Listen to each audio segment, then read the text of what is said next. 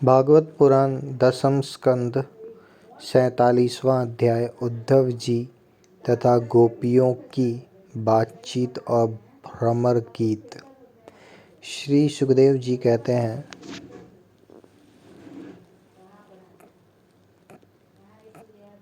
परीक्षित, गोपियों ने देखा कि श्री कृष्ण के सेवक उद्धव जी की आकृति और वेशभूषा श्री कृष्ण से मिलती जुलती है।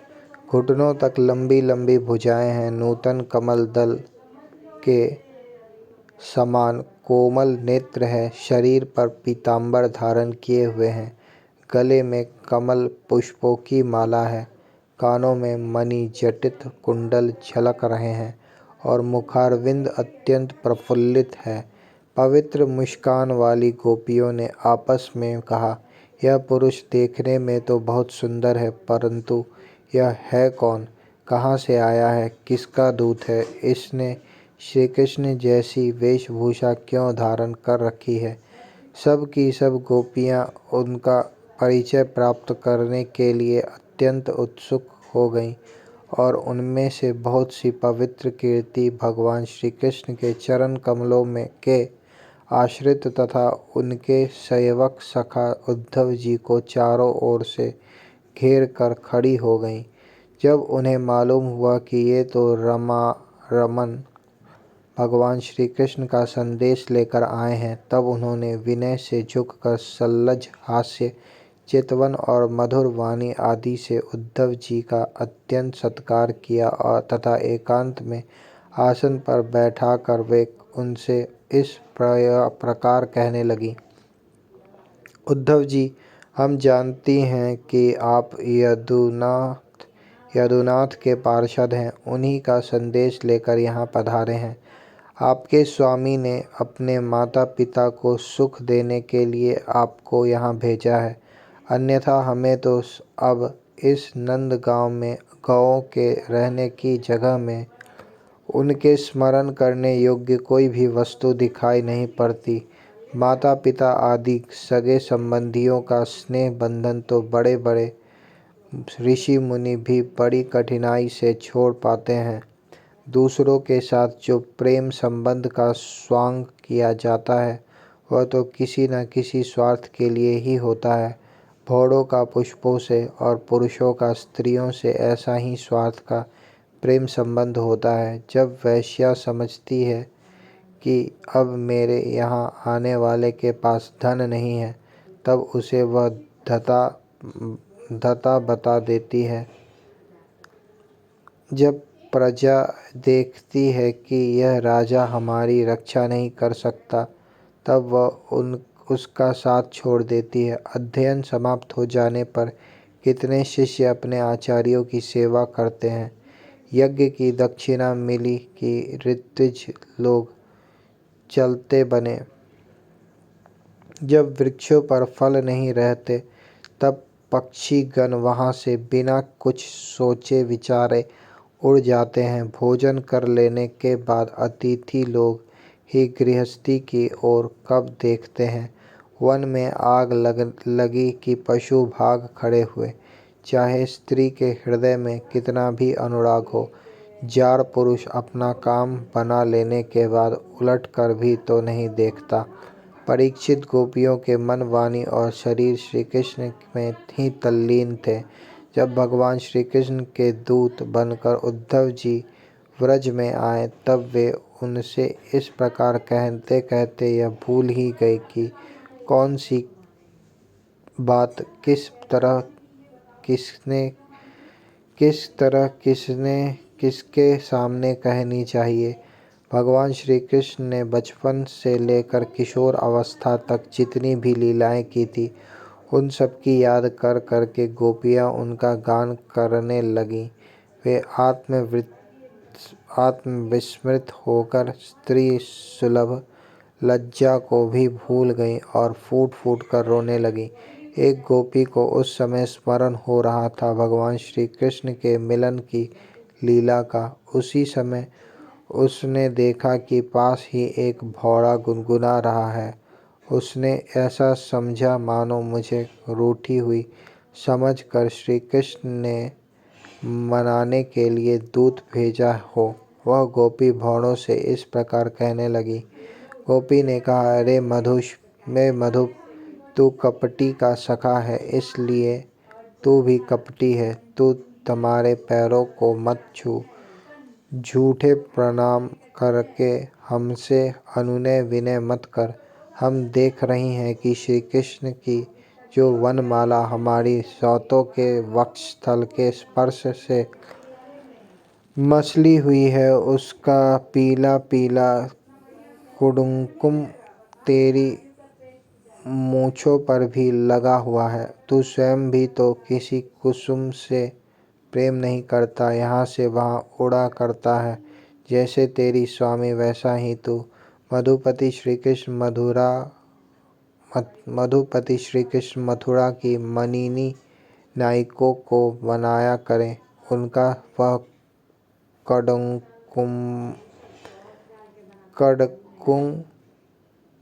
कड़कुम रूप कृपा प्रसाद जो यदुवंशियों की सभा में उपहास करने योग्य है, अपने ही पास रखे। उसे तेरे द्वारा यहाँ भेजने की क्या आवश्यकता है। जैसे तू काला है वैसे ही वो भी हैं। तू भी पुष्पों का रस लेकर उड़ जाता है, वैसे ही वे भी निकले। उन्होंने हमें केवल एक बार, हाँ ऐसा ही लगता है, केवल एक बार अपनी तनिक सी मोहिनी और परम मादक अधर सुधा पिलाई थी और फिर हम भोली भाली गोपियों को छोड़कर वे यहाँ से चले गए। पता नहीं सुकुमारी लक्ष्मी उनके चरण कमलों की सेवा कैसे करती रहती है। अवश्य ही वे छैल छबीले श्री कृष्ण की चिकनी चुपड़ी बातों में आ गई होंगी। चित्त चोरने जिनका भी चित्त चुरा लिया होगा। अरे भ्रमर, हम वनवासिनी हैं, हमारे तो घर द्वार भी नहीं है। तू हम लोगों के सामने यदुवंश शिरोमणि श्री कृष्ण का बहुत सा गुणगान क्यों कर रहा है। यह सब भला हम लोगों को मनाने के लिए ही तो, परंतु नहीं, वे हमारे लिए कोई नए नहीं हैं। हमारे लिए तो जाने पहचाने बिल्कुल पुराने हैं। तेरी चापलूसी हमारे पास नहीं चलेगी। तू जा, यहाँ से चला जा, और जिनके साथ सदा विजय रहती है उन श्री कृष्ण की मथुरा पूर्ववासिनी सखियों के सामने जाकर उनका गुणगान कर। वे नई हैं, उनकी लीलाएं कम जानती हैं और इन समय वे उनकी प्यारी हैं। उनके हृदय की पीड़ा उन्होंने मिटा दी है। वे तेरी प्रार्थना स्वीकार करेंगी, तेरी चापलूसी से प्रसन्न होकर तुझे मुँह मांगी वस्तु देंगी। भौरे, वे हमारे लिए छटपटा रहे हैं, ऐसा तो क्यों कहता है। उनकी कपट भरी मनोहर मुस्कान और भौहों के इशारों से जो वश में न हो जावे, उनके पास दौड़ी न आवे। ऐसी कौन सी स्त्रियां हैं, अरे अनजान, स्वर्ग में, पाताल में और पृथ्वी में ऐसी एक भी स्त्री नहीं है। औरों की तो बात ही क्या, स्वयं लक्ष्मी जी भी उनके चरण रज की सेवा किया करती हैं। फिर हम श्री कृष्ण के लिए किस गिनती में हैं। परंतु तू उनके पास जाकर कहना कि तुम्हारा नाम तो उत्तम श्लोक है। अच्छे अच्छे लोग तुम्हारी कीर्ति का गान करते हैं, परंतु इसकी सार्थकता तो इसी में है कि तुम दीनों पर दया करो, नहीं तो श्री कृष्ण तुम्हारा उत्तम श्लोक नाम झूठा पड़ जाता है। अरे मधुकर, देख, तू मेरे पैर पर सिर मत टेक। मैं जानती हूँ कि तू अनुनय विनय करने में, क्षमा याचना करने में बड़ा निपुण है। मालूम होता है तू श्री कृष्ण से ही यहाँ सीख कर आया है कि रूठे हुए को मनाने के लिए दूत को संदेश वाहक को कितनी चाटुकारिता करनी चाहिए। परंतु तू समझ ले कि यहाँ तेरी दाल नहीं गलने की।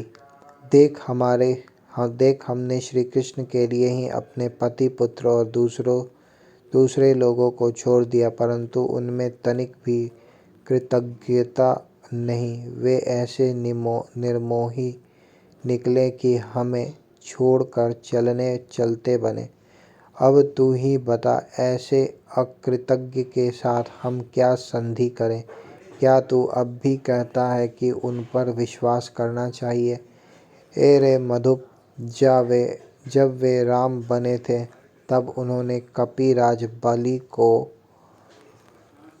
वे कपिराज बाली को व्याध के समान छिपकर बड़ी निर्दयता से मारा था। बेचारी शूर्पणखा कामवश उनके पास आई थी, परंतु उन्होंने अपनी स्त्री के वश होकर उस बेचारी के नाक कान काट लिए और इस प्रकार उसे कुरूप कर दिया।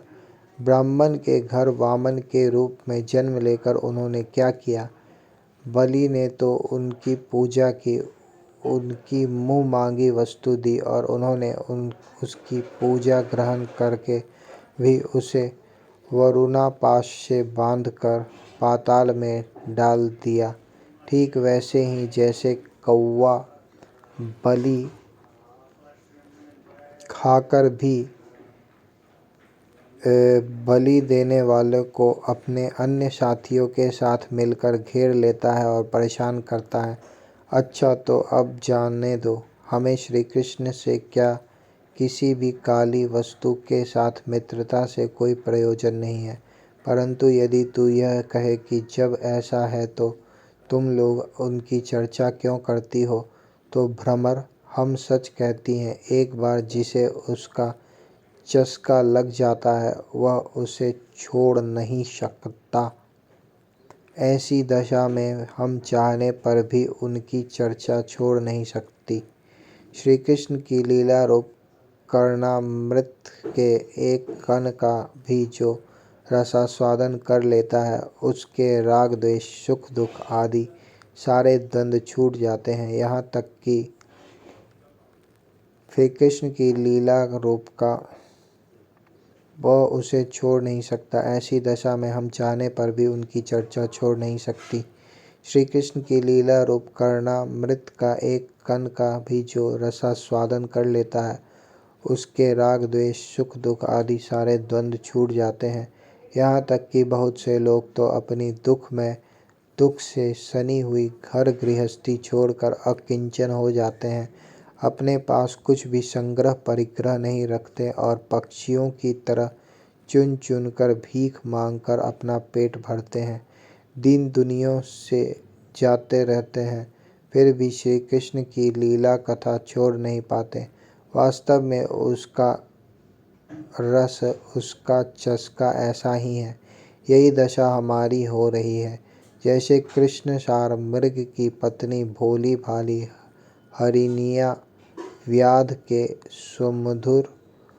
सुमधुर गान का विश्वास कर लेती है और उसके जाल में फंसकर मारी जाती है, वैसे ही हम भोली भाली गोपियाँ भी उस छलिया कृष्ण की कपट भरी मीठी मीठी बातों में आकर उन्हें सत्य के समान मान बैठी और उनके नख स्पर्श से होने वाली काम व्याधि का बार बार अनुभव करती रहीं।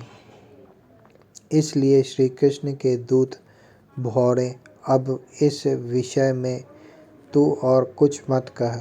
तुझे कहना ही हो तो कोई दूसरी बात कह। हमारे प्रियतम के प्यारे सखा, जान पड़ता है तुम एक बार उधर जाकर फिर लौट आए हो। अवश्य ही हमारे प्रियतम ने मनाने के लिए तुम्हें भेजा होगा। प्रिय भ्रमर, तुम सब प्रकार से हमारे माननीय हो। कहो, तुम्हारी क्या इच्छा है? हमसे जो चाहो सो मांग लो। अच्छा, तुम सच बताओ, क्या हमें वहाँ ले चलना चाहते हो? अजी, उनके पास जाकर लौटना बड़ा कठिन है। हमें तो उनके पास जा चुकी हैं, परंतु तुम हमें वहाँ ले जाकर करोगे क्या? प्यारे भ्रमर, उनके साथ उनके वक्ष स्थल पर तो उनकी प्यारी पत्नी लक्ष्मी जी सदा रहती हैं, है ना। उनके साथ उनके वक्ष स्थल पर तो उनकी प्यारी पत्नी लक्ष्मी जी सदा रहती है ना, तब वहाँ हमारे निर्वाह कैसे होगा। अच्छा हमारे प्रियतम के प्यारे दूत मधुकर, हमें यह बतलाओ कि आर्यपुत्र भगवान श्री कृष्ण गुरुकुल से लौटकर मधुपुरी में अब सुख से तो है ना। क्या वे कभी नंद बाबा, यशोदा रानी, यहाँ के घर सगे संबंधी और ग्वाल बालों की भी याद करते हैं। और क्या हम दासियों की भी कोई बात कभी चलाते हैं। प्यारे भ्रमर, हमें यह भी बतलाओ कि कभी वे अपनी अगर के समान दिव्य सुगंध से युक्त भुजा हमारे सिरों पर रखेंगे। क्या हमारे जीवन में कभी ऐसी शुभ अवसर भी आएगा। श्री सुखदेव जी कहते हैं, परीक्षित, गोपियाँ भगवान श्री कृष्ण के दर्शन के लिए अत्यंत उत्सुक ललायित हो रही थीं, उनके लिए तड़प रही थी। उनकी बातें सुनकर उद्धव जी ने उन्हें उनके प्रियतम का संदेश सुनाकर सांत्वना देते हुए इस प्रकार कहा। उद्धव जी ने कहा, ओह गोपियों, तुम कृतकृत्य हो, तुम्हारा जीवन सफल है। देवियाँ, तुम सारे संसार के लिए पूजनीय हो, क्योंकि तुम लोगों ने इस प्रकार भगवान श्री कृष्ण को अपना हृदय, अपना सर्वस्व समर्पित कर दिया है। दान, व्रत, तप, होम, जप, वेदाध्ययन, ध्यान, धारणा, समाधि और कल्याण के अन्य विविध साधनों के द्वारा भगवान की भक्ति प्राप्त हो, यही प्रयत्न किया जाता है। यह बड़े सौभाग्य की बात है कि तुम लोगों ने पवित्र कीर्ति भगवान श्री कृष्ण के प्रति वही सर्वोत्तम प्रेम भक्ति प्राप्त की है और उसी का आदर्श स्थापित किया है, जो बड़े बड़े ऋषि मुनियों के लिए भी अत्यंत दुर्लभ है। सचमुच यह कितने सौभाग्य की बात है कि तुमने अपने पुत्र, पति, देह, स्वजन और घरों को छोड़कर पुरुषोत्तम भगवान श्री कृष्ण को, जो सबके परम पति हैं, पति के रूप में वरण किया है। महाभाग्यवती गोपियाँ, भगवान श्री कृष्ण के वियोग से तुमने उन इंद्रियातीत परमात्मा के प्रति वह भाव प्राप्त कर लिया है जो सभी वस्तुओं के रूप में उनका दर्शन कराता है। तुम लोगों का वह भाव मेरे सामने भी प्रकट हुआ। यह मेरे ऊपर तुम देवियों की बड़ी ही दया है। देखा पुकड़े में जाए तो कम बता तो भीन जाएगा, लटका जाएगा। और घर खींचो।